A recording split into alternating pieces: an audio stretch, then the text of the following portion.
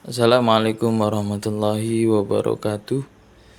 Dalam kesempatan kali ini Al-Fakir ingin menceritakan tentang satu kisah yang ada di Al-Hikayatut Saminah, yaitu hikayah yang ke-8 fi fadlit ta'ah, dalam keutamaan taat. Cuma dalam kali ini Al-Fakir langsung saja menyimpulkan dari cerita itu, karena ini posisinya duduk di kursi, jadi kitabnya nggak ke bawah. Ceritanya ini intinya tentang istri. Jadi taatnya ini adalah tentang istri. Ini tapi sebenarnya momen kali ini adalah ingin wawancara sama istri, tapi istrinya tak nak lah. Jadi ini menyerangkan tentang fadlit ta'ah. Jadi di situ tuh diceritakan bahwa ada seorang pemuda dari kalangan Bani Israel itu sakitnya tuh parah sekali, sampai ibunya tuh pernah bernazar, sampai gara-gara sakitnya tuh tidak sembuh-sembuh. Kasihan sama anaknya, kemudian bilang kepada anaknya tuh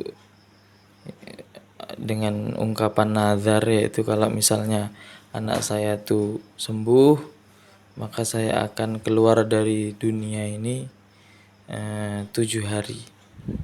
Maksudnya keluar dari dunia ini itu adalah mengubur dirinya di dalam luang lahat gitu, di dalam liang lahat, kemudian dia menguburkan dirinya sampai 7 hari. Nazarnya tuh kayak gitu. Akhirnya karena nazar tersebut, akhirnya Allah Subhanahu wa taala mengabulkan. Ini orang anak pemuda ini akhirnya sembuh. Ketika dia sembuh, tapi ibunya itu malah tidak melakukan apa yang menjadi nazarnya. Kemudian waktu suatu malam, ibunya pun bermimpi. Ketika di mimpi itu didatangi oleh seseorang, yang mana orang itu mengatakan kepada ibu ini tadi bahwa kenapa kamu tidak melakukan apa yang menjadi nazarmu itu? Ketahuilah bahwa jika kamu tidak melakukan nazar itu, maka Allah Subhanahu wa taala akan menurunkan bala kepadamu dengan bala yang sangat besar. Itu kata yang di dalam mimpi. Kemudian ketika ibu ini terbangun dari tidurnya, akhirnya menceritakan kepada anaknya tadi. Menceritakan panjang lebar apa yang menjadi pesan dari mimpi tersebut. Akhirnya anaknya pun sepakat dengan ibunya untuk melakukan atau mewujudkan apa yang menjadi nazarnya, yaitu anaknya kemudian menggali lubang liang lahat itu. Kemudian ibunya pun bersedia masuk ke dalam situ. Ketika ibu masuk ke dalam liang lahat itu, dia pun takut gitu kan, kemudian mengatakan sambil bermunajat, ya Maulaya, wahai Tuhanku, ini saya di sini telah ingin menjalankan apa yang menjadi nazar saya, maka jagalah saya di dalam kubur ini. Akhirnya ketika ibu itu sudah siap, akhirnya anaknya pelan-pelan mulai mengubur ibunya. Kemudian anaknya pun setelah selesai menguburkan, akhirnya pergi balik ke rumah. Ketika ibu di dalam kuburan itu, dia merasakan bahwa lubang liang lahat kan kecil, tapi anehnya ketika ibu itu berada di dalam situ, tiba-tiba dari arah kepalanya itu muncul cahaya terang. Bahkan ketika ditengok oleh ibu tersebut, itu di atasnya itu tidak hanya cahaya, bahkan ada seperti pintu gitu, tapi tidak pintu besar, tapi semacam jendela gitu, jendela. Ternyata cahaya itu keluar dari situ. Kemudian ketika ibu itu melihat ke arah atas itu, ternyata di dalamnya tuh ada juga seorang perempuan yang sedang duduk-duduk di situ. Bahkan di lingkungannya situ tuh ada semacam telaganya, ada semacam telaga bersih, indah. Nah, kedua wanita ini kemudian memanggil ibu-ibu ini tadi, suruh masuk ke dalam, suruh ikut nimprung. Kemudian ibu ini masuk. Ketika masuk, kemudian akhirnya mereka bertiga ini saling berbincang-bincang. Sebelum itu ibu-ibu tadi ketika masuk ke dalam, ibu itu mengucapkan salam kepada kedua wanita itu, bilang assalamualaikum. Tapi yang wanita itu nggak mau menjawab. Kedua wanita itu nggak mau menjawab, diam saja. Kemudian ibu ini tanya sama kedua wanita itu, loh, kalian kok nggak jawab salam saya? Padahal kalian kan juga bisa bicara, ngapa nggak jawab salam saya? Terus kedua wanita ini bilang bahwa kami ini dicegah dari melakukan ketaatan, makanya kami tidak menjawab. Kita dilarang untuk melakukan ketaatan gitu. Kemudian setelah itu tiba-tiba kedua wanita ini, yang satu wanita dulu itu, tiba-tiba di atasnya kedua wanita ini ada seekor burung. Tapi burung yang satu yang hinggap di kepala wanita yang satu ini, dia mengibaskan mengibaskan sayapnya dan hanya mengipasi begitu, memberikan angin yang sejuk gitu sama yang wanita ini. Kemudian wanita yang satu lagi itu juga sama, dihinggapi oleh burung. Kemudian burungnya ini tadi tapi enggak kayak yang pertama, yakni ketika burung itu hinggap di kepalanya, dia tidak mengipasi tapi malah memacoki gitu. Memacoki, ditutul pakai paruhnya itu. Nah, akhirnya ya kesakitan kan, karena ditutul sama paruhnya kan lincip.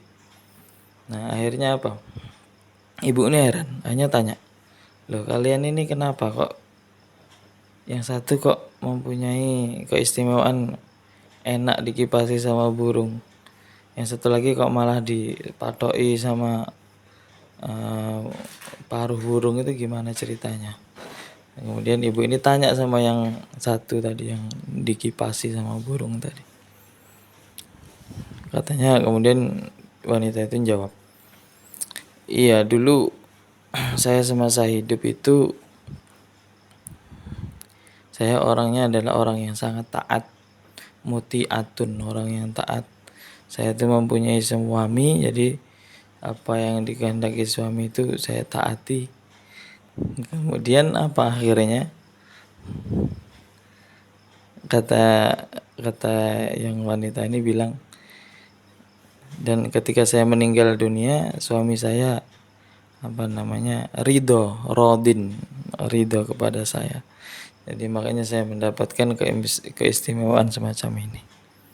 Itu alasan dari yang wanita pertama. Kemudian kata yang wanita kedua, ditanya, loh, dan sedangkan kamu kenapa Mbak, kok malah dipatok sama burung? Kata yang wanita yang kedua bilangnya, saya itu imro'atun sholihatun, saya itu wanita yang sholihah. Ya, tapi saya itu punya suami, tapi saya asiyah, durhaka sama suami saya. Sehingga waktu saya meninggal duluan, suami saya tidak ridho sama saya. Makanya saya dikasih sama Allah Subhanahu wa taala keistimewaan berada di sini, di telaga sini yang bersih, nyaman tempatnya, tapi saya mendapatkan ukubah, mendapatkan siksa semacam ini gara-gara suami saya tidak ridho sama saya. Akhirnya si perempuan ini tadi bilang sama ibu-ibu tadi, itulah makanya Allah memberikan saya siksaan di sini berupa burung mematuk kepala saya, tidak henti-henti. Kemudian si ibu-ibu ini yang dipatuk burung kepalanya itu bilang sama ibu-ibu yang baru datang nih tadi, dibilangi gini, apa Bu, nanti kalau ibu balik lagi ke dunia asli, maksudnya ndak di sini lagi, nanti ketika ibu kembali kepada keluarga ibu, tolong sampaikan bahwa kalau ketemu suami saya maka sampaikan bahwa saya meminta maaf atas sesuatu yang telah saya lakukan. Maksudnya mintakan ridho kepada suami saya tadi. Kemudian ketika 7 hari itu berlalu, kedua wanita ini membangunkan ibu-ibu ini. Disuruh bangun, kemudian segera kembali masuk lagi ke liang lahat itu, lewat seperti yang awal tadi, lewat arah atas kepala dari ibu-ibu itu kan, ketika dia membujurkan badannya di liang lahat itu. Kemudian dia masuk, ketika masuk lagi ternyata ada anaknya yang sedang menggali kuburannya itu tadi, karena masanya sudah habis 7 hari. Kemudian dia bangun, terus bilang sama anaknya, kemudian balik ke rumah. Ketika sesampainya di rumah, itu masyarakat itu sudah ibaratnya sudah terjadi berita yang sangat heboh, ini viral gitu, gara-gara ibu ini dikabarkan dia tuh telah meninggal gara-gara sebab melakukan nazar tadi. Jadi anggapannya ibu-ibu itu meninggal gara-gara dia melakukan nazarnya tadi. Akhirnya gara-gara berita viral itu, semua halayak orang itu pada berkumpul di rumah itu, tanya mungkin kan apa yang terjadi di sana. Nah, termasuk salah satu dari pengunjung, orang yang melihat main ke rumah ibu ini, itu termasuk salah satunya adalah suami orang yang dua wanita yang ada di kuburan tadi itu. Nah, itu termasuk suaminya itu ikut jenguk juga, ikut nengok. Nah, kemudian ketika ketemu sama suami itu, akhirnya ibu-ibu ini menyampaikan, Pak, Bapak dapat salam dari istri Bapak. Katanya semasa di hidupnya mungkin banyak salah. Katanya istri Bapak minta maaf, minta ridho semuanya itu tadi. Nah, kata suaminya jawabannya, oh iyalah, apa yang sudah dilakukan di saya ridho, saya maafkan. Lagian dia juga sudah berada di alam kubur. Akhirnya ibu-ibu ini tadi ketika di dalam mimpi, dia didatangi atau mimpi bertemu dengan wanita tadi, dia menyampaikan bahwa saya sekarang sudah beruntung, sudah mendapatkan kenikmatan yang sama dengan wanita yang satu lagi tadi, berkat berkat mendapatkan ridho dari suaminya tadi. Jadi pada pembahasan kali ini, hikayah yang ke-8 ini adalah membahas tentang keutamaan ketaatan. Banyak sekali macam ketaatan, cuma dalam hikayah ini menjelaskan tentang lebih khusus di ketaatan seorang istri kepada suaminya. Itu. Jadi itu tadilah intinya, ketaatan, taatu wajibatun, taat itu wajib. Ya, selagi ketaatan itu tidak melanggar syariat.